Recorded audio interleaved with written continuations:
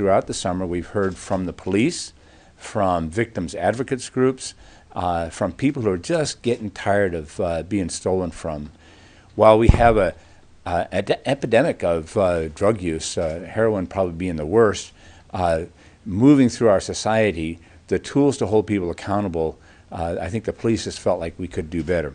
So the three areas that have surfaced up as the big policy calls are in the C felony area, having the ability to have jail time hang over people and actually take them off the streets. And there's violent and nonviolent C felonies that were debated in the commission, and we'll see how they fall out into the legislative process.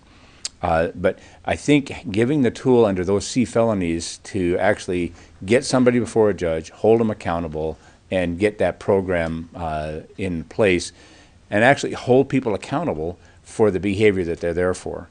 That was something that could have been done better. I think there were some tools in place already, but it became apparent that the police just languished on that tool.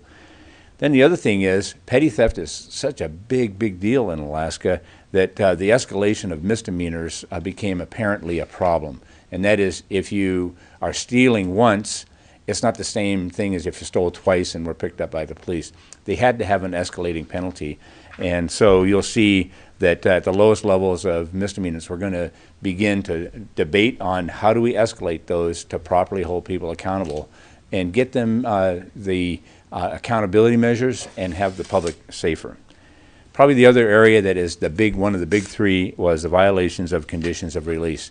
Allowing a misdemeanor to be applied there under that violation gets them before a judge, and then the underlying charge then becomes a bigger deal. And I think what they're saying is the incentive to be held accountable in a drug or a rehab program just languished there. So those three tools are probably the biggest three items that we've had.